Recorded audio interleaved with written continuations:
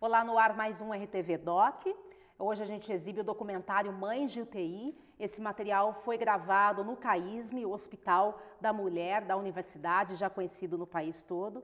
Ele foi produzido pela Juliana Castro, minha colega jornalista, como trabalho de conclusão de curso, de jornalismo inclusive, e a partir de uma experiência pessoal. Ela vai contar um pouquinho sobre isso pra gente. Muito bem-vinda, Ju. Muito obrigada. E o grande pano de fundo, é a questão da infelicidade que algumas mulheres têm de não conseguir carregar os filhinhos nos braços logo depois que elas dão à luz, Estima-se que no país 340 mil mulheres passam pela situação de terem os bebês na UTI logo depois que eles nascem, e isso só em casos de prematuridade, que foi o escopo que a Ju trabalhou nessa produção. Bem-vinda. Obrigada. Fala um pouquinho do que te motivou a pensar nesse documentário que a gente vai ver daqui a pouquinho. Bom, em 2011 eu tive um filho, ele nasceu prematuro, de 7 meses, de um parto de emergência, e ele teve que ficar internado em uma UTI neonatal, de um hospital aqui de Campinas. Foram 62 dias, e durante esses 62 dias eu vivenciei a invisibilidade, Eu pude descobrir o que é ser invisível. Então, esse hospital, ele não tinha entrada liberada, 24 horas para a gente acompanhar os filhos, Então, a gente tinha que ficar na recepção do hospital, às vezes o dia todo. Eu, por exemplo, chegava às 8 da manhã e ia embora às 11 da noite, com marmitinha e tal, porque o meu filho precisava do meu leite, eu queria estar ali, caso ele precisasse, enfim, eu e mais várias mulheres, E às vezes a gente ficava o dia todo, as pessoas entravam, saíam, a gente acompanhava, o horário de visita. Muitas vezes as pessoas nem notavam que a gente estava ali sentada. E quando eu fui para a faculdade de jornalismo, foi um resgate mesmo. Eu tinha vivenciado esses 62 dias, eu tinha engordado muito, entrado em depressão, e eu precisava retomar, Precisava me encontrar de novo. E aí eu decidi voltar a estudar, falei, vou fazer jornalismo e tal. E durante o curso, eu acho que toda essa experiência endurece a gente um pouco, sabe? Eu fiquei mais dura mesmo. E durante o curso, o meu coordenador falava, você já está pensando, sobre o trabalho de TCC, eles já vão... E eu não conseguia pensar em nada. Ele falava, poxa, Ju, não tem nada, que mexa com você e tal. E eu não contava isso para ninguém, ninguém sabia, porque a Maria Júlia, uma das minhas fontes, ela diz, a gente não se permite a fragilidade. E é bem isso mesmo. A sensação de incapacidade é tão grande, por não ter conseguido e tudo, que eu não tocava no assunto. Talvez uma forma de defesa. Com certeza. Sei, com certeza. E aí, em uma aula, eu entrei, a minha professora estava com um slide, assim, da Eliane Brum, com uma matéria O Filho Possível. Ela escreveu essa matéria aqui no CAISM, inclusive, com as mães de UTI. Aí eu vi, me tocou, fui para a sala do coordenador e falei, Rony, acho que eu vou falar sobre mães de UTI. Aí ele, na hora, apoiou, ele falou, vai ser ótimo, vai tirar essa casca dessa sua ferida, e foi um desafio. E como que foi o processo de produção? Assim, a gente vê, nesse material, sonoras com várias mães que passaram por essa experiência, sonoras com pessoas que fizeram parte da equipe também, que são parte da equipe toda multidisciplinar de um hospital. Então, como que foi essa produção? Enfim, conta pra gente um pouquinho. Dia 17 de novembro de 2016, eu fiz um post no Facebook, que é dia 17 de novembro é comemorado, na verdade não sei se comemorado, mas lembrado o dia da prematuridade. E eu coloquei que eu queria fazer um trabalho, um filme sobre isso. E para minha surpresa, várias pessoas comentaram, eu estava um pouco receosa, eu tinha pensado, claro, nas meninas que tinham ficado comigo na UTI em 2011. E aí várias pessoas comentaram, olha Ju, eu quero, olha, eu tenho uma amiga que quer. Eu falei, opa, então não sou só eu que tenho esse silêncio contido, outras pessoas também querem falar.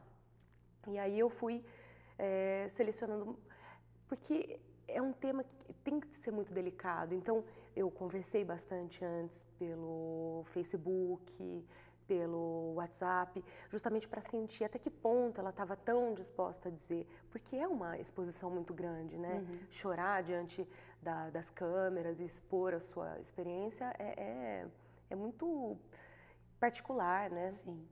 Então eu fui selecionando, eu entrevistei 2 que ficaram comigo na UTI, que é a Andrea Bueno e a Isabelle Veiga. Eu entrevistei 2 aqui no CAISM, só que uma foi só uma para o filme, que eu tinha 15 minutos, então acabei tendo que enxugar. Tem Aquele desafio da síntese, né? Então, assim, várias mães que já passaram por isso antes, umas que passaram em 2011, que passaram em 2015, 2016, e a Elaine que estava vivendo a internação nesse momento.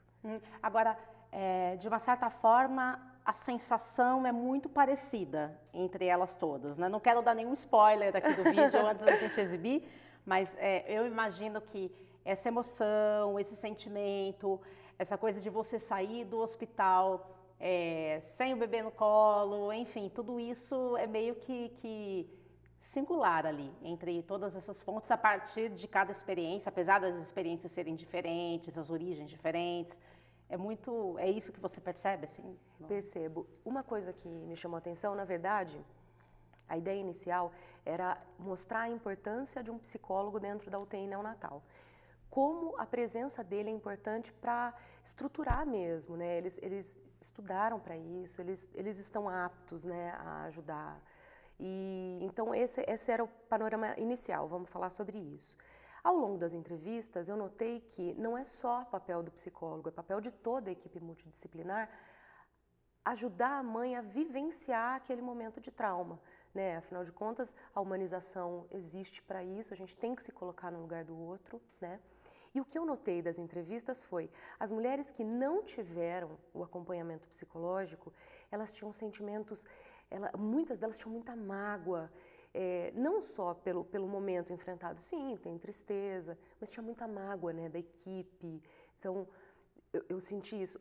Já as mães que tiveram acompanhamento, que é o caso da Lucimara e da Elaine, elas tiveram acompanhamento psicológico, reuniões semanais com o psicólogo, com a neonatologista, é diferente. Tá aí uma possibilidade nova de pesquisa, Sem inclusive dúvida. na área, né, de psicologia, a diferença que faz essa atenção em relação a quem passa por isso, né? Sim. Agora, Ju, fala um pouquinho da relação com a equipe, isso eu acho que era legal a gente explorar também, porque como que acaba sendo uma rotina, vocês passam muito tempo, né, passavam muito tempo dentro daquele ambiente, qual que é a importância desse abraço da equipe com essas mães, enfim, essa atenção, assim, ao longo de todo o dia, você conseguiu explorar isso também no documentário? Não como eu gostaria, porque em 15 minutos realmente eu poderia ter colocado depoimentos das enfermeiras, da assistente social, desculpa, da psicóloga.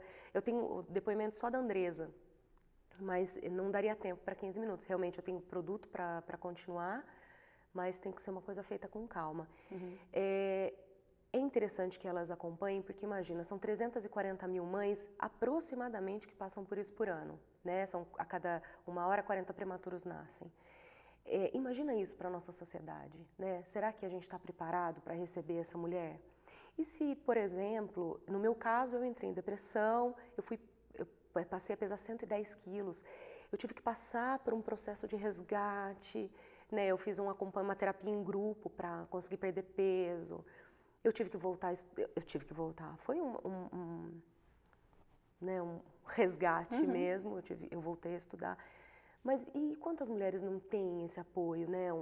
Alguém que te impulsione, olha, vai Ju, volta a estudar, vai se recuperar. Será que a gente está preparado, a nossa sociedade, a máquina pública está preparada, né, para mulheres com depressão, fora do mercado de trabalho? Então eu acho que minimizar esse impacto é parte de todo o processo. Desde do obstetra, ginecologista que está acompanhando essa gestação de alto risco, né? Isso em casos de gestação de alto risco, olha, alertando, conheça, né? A doutora Jussara, ela é especialista, ela é especialista em cuidados paliativos. Então, é cuidar não só do doente, não só da doença, mas cuidar do doente, cuidar da família do doente, para que todo mundo esteja preparado mesmo. Porque imagina, quando você engravida, é uma carga de hormônios muito grande, não é? De sentimentos muito grande. E aí você se prepara durante toda a gestação, 5, 6, 8 meses que seja, quando realmente não nasce a termo, e aí você preparou tudo, escolheu um nome, está com aquela ansiedade, o seu momento tão esperado é quebrado de forma inesperada, né? É o que você falou, né? A situação de um bebê prematuro, ela é instável dentro de hospital. Muito. Né? Então, muitas vezes, já existe aquela ponta de esperança e, de repente, há riscos, naturalmente, independentemente do hospital médica, e da conduta médica. Infecções, enfim, tem tudo isso. Então, você também lida com uma incerteza muito grande, né? Muito grande. É uma angústia. E daí a importância desse acompanhamento, dessa estrutura. Inclusive, o CAISM, ele tem uma estrutura, assim, preparada para esse tipo de situação. É isso, Ju? Assim. Tem. A minha escolha, justamente, desde o início, quando eu comecei com a ideia do projeto, foi filmar no CAISM. Tanto que eu não desisti. Demorou um pouquinho até eu conseguir liberação, mas eu não desisti. Eu fui entrevistando outras mulheres que não estavam no CAISM, mas o hospital, ele tem sala de descanso para as mães, ele tem acompanhamento psicológico, tem as reuniões semanais, não só com a psicóloga, mas com a neonatologista, a doutora Jussara.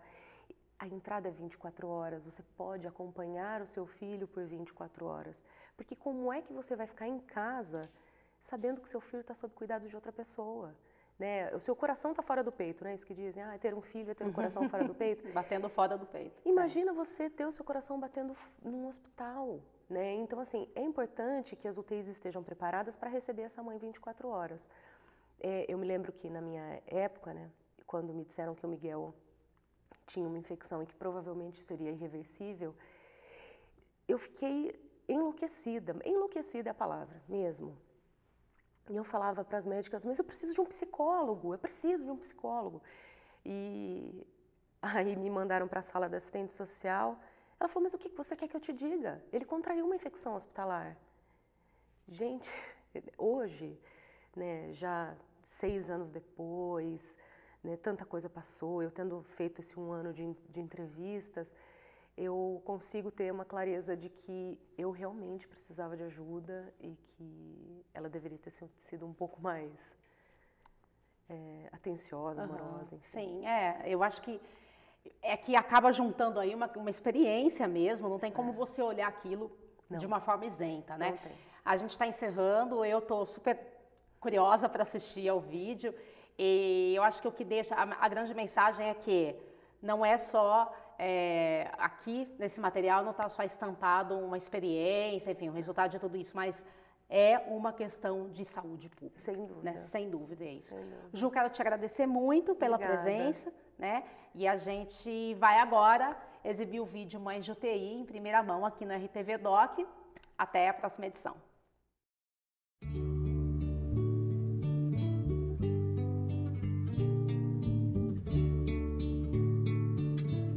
Eu acordei assim, abri os olhos, olhei pra cima e falei assim, não, eu vou virar pro lado, a Clara vai estar aqui no bercinho, igual todo nenê. Né? Aí eu virei assim, eu olhei e falei assim, não tá. Aí eu olhei pro meu marido, cadê a Clara? Ele falou assim, ela tá na NEL, lembro? Eu falei, não, eu lembro, mas ela já não voltou? Ele falou assim, não. Na verdade, quando a gente chega na UTI, a gente perde nossa identidade. A gente não é mais nem mulher, a gente não tem nome, a gente só é mãe de fulano, mãe de ciclano. Eu era mãe da Lara. O primeiro sentimento é o medo, né? Aí, depois do medo, vem a frustração de não ter conseguido segurar, de ter tido o nenê. Por mais que não seja uma culpa nossa... Eu escuto até hoje aqueles aparelhos apitando. Eu tenho isso muito forte em mim, assim. Pensem nas crianças mudas telepáticas.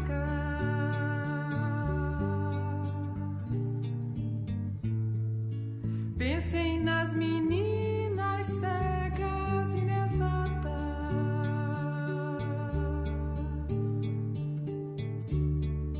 Pensem nas mulheres rotas alteradas. São 15 milhões de prematuros anualmente. Né? Quando você fala isso, você fala assim, nossa, 15 milhões, né? No Brasil são 12%, a cada 1 hora 40 prematuros nascem. Não, não são 40 prematuros, são 40 lares desfeitos a cada hora. São 40 mulheres com a vida estraçalhada por hora. Como a gente se sente incapaz. E eu assim, talvez eu esteja sendo egoísta no que eu vou falar, mas eu nunca me senti em tão segundo plano como eu me senti quando eu estava na ANEL. Eu acredito que esses primeiros passos são quando as pernas estão mais bambas. Então nessa hora é importante ter alguém ali do lado. Eu não gosto muito de falar, porque todo mundo cria muita expectativa em cima da gente. Tipo assim, o tempo inteiro é aquela coisa, você tem que ser forte, mas você tem que aguentar. Mas nossa, teu neném tá lá, você tem que ter força. Tipo, eu sei que eu tenho que ter força, mas uma hora ou outra, a gente não aguenta. Tipo, sempre tem aquele momento que você despenca.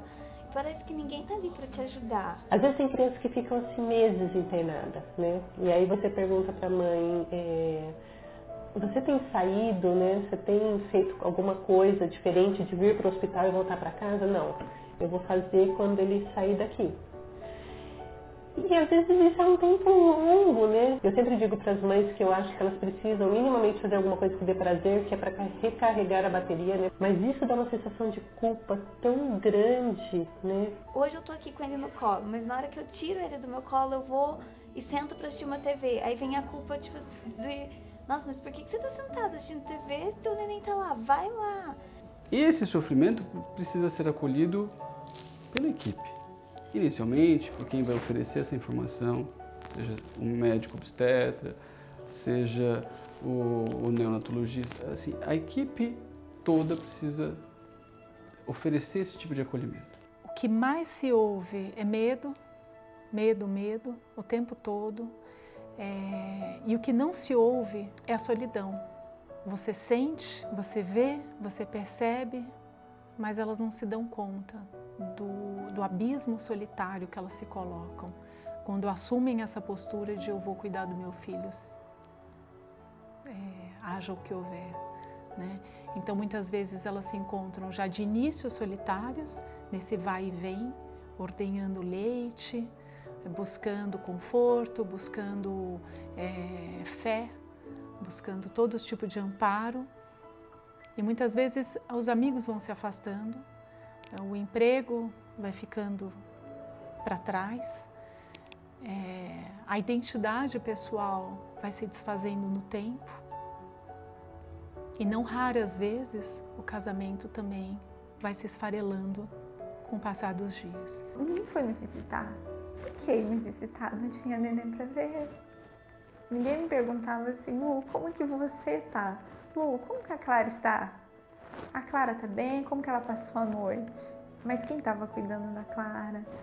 Quem não dormia? Quem vinha e voltava? Quem tinha leite sobrando para tudo quanto é lado e febre de noite e chorava? Ninguém quer saber disso.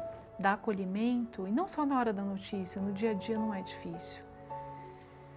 E isso todo mundo sabe dar, porque por trás de qualquer pessoa, por mais importante que ela seja, por maior que seja o cargo que ela tenha, mora alguém, né? E esse alguém podia se conectar com essa pessoa tão apagada, né, e tão esquecida. Às vezes eu digo que é um vaso no meio do corredor, né? As pessoas passam e ninguém percebe que aquele vaso está lá parado e quanto tempo estão parados. Ninguém sabe o que a gente está sentindo. E se a gente não falar, ninguém vai saber. O sofrimento pode ser diminuído com uma conversa mais acolhedora, com um apoio que a equipe multidisciplinar pode oferecer. Quem é essa mulher que canta sempre esse estribilho? Só queria embalar meu filho. Eu nunca tinha entrado numa UTI. E eu fui entrando naquele lugar quieto, aqueles barulhinhos, sabe, assim. E a Clara ficava no cantinho, era o último neném, assim. E eu fui andando devagarzinho. E aí ela tava na incubadora, ali eu vi ela, eu não consegui chegar muito de perto, porque ali meu mundo caiu. A mão dele tava toda furada, porque eles não conseguiam pegar a veia. Ele era muito magrinho, nasceu com 2,6 kg, então, comparado a outros bebês, ele era bem magrinho. Eu acho que uma das grandes dificuldades iniciais é que elas têm um bebê que é muito diferente do bebê que elas imaginaram a gestação toda, né? Quando você engravida, você tem um sonho, né, de ter aquele bebê fofinho, lindo, saudável do seu lado. Você já pensa tudo o que vai acontecer, o que você quer que ele seja, como você quer que ele seja feliz. Às vezes ela se sente numa situação estranha de não reconhecer, mas qual deles é o meu? E essa primeira sensação é horrível. Como que uma mãe é incapaz de conhecer a própria cria? Você fez uma cirurgia, você está desesperada porque você queria levar seu bebê para casa, você pensa, nossa, eu vou guardar o cordão umbilical, nossa, eu vou, quando ela chega, eu vou amamentar ela de imediato, eu vou cheirar ela. Eu não conseguia nem pegar minha filha.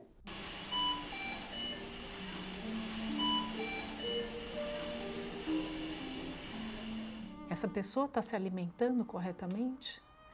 Essa pessoa se hidrata? Porque se ela não se hidrata, o leite vai ser pior. Como a produtora do leite está sendo vista, está sendo tratada, está sendo cuidada? Porque o bebê é o paciente. A mãe não é paciente. Quem ela é? Ele não tinha quadrinho na porta, ele não estava lá, eu não dei o primeiro banho.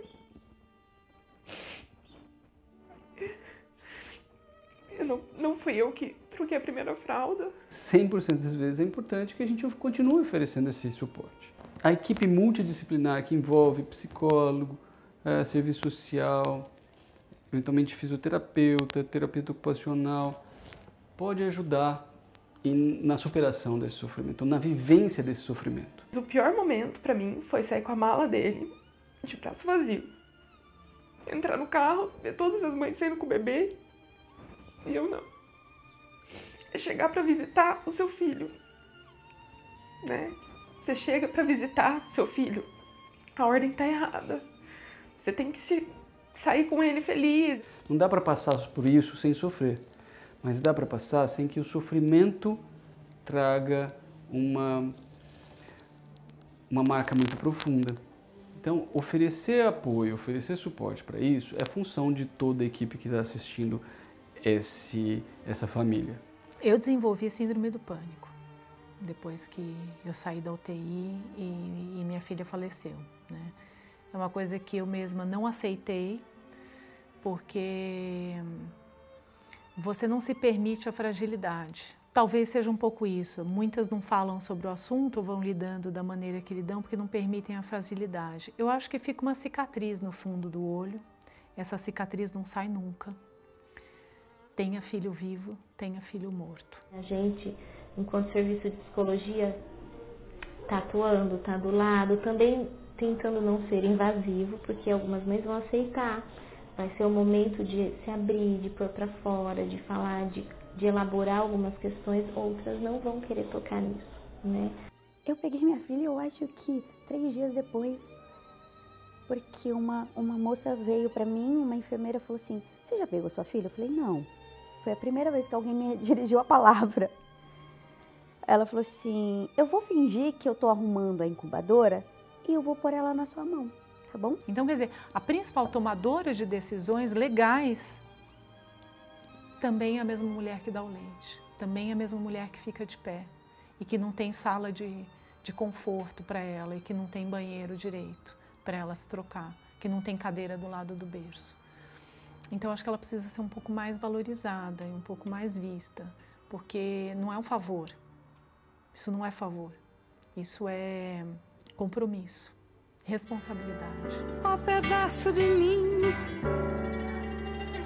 ó metade arrancada de mim, leva o vulto teu. O que eu descobri é que não tem jeito de você fazer uma coisa ruim virar uma coisa boa.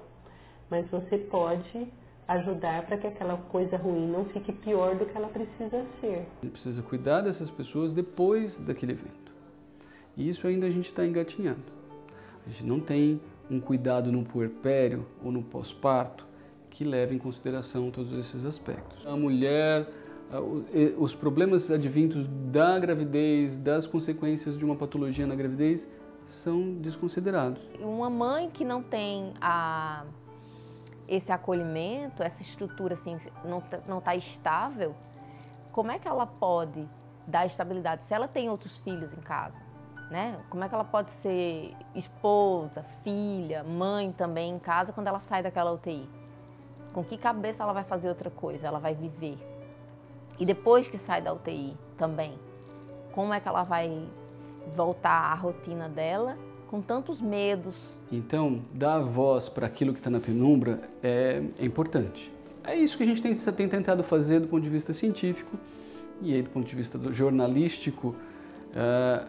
Isso ajuda a traduzir isso que a gente está mostrando com números, com hipóteses, com estatística para a população, ou para quem vai fazer essas políticas, para quem vai pressionar a gente criar um modelo de assistência que envolva essas necessidades. A gente diz que é como se você estivesse fazendo o curativo numa ferida, né? A hora que você faz o curativo, dói, né?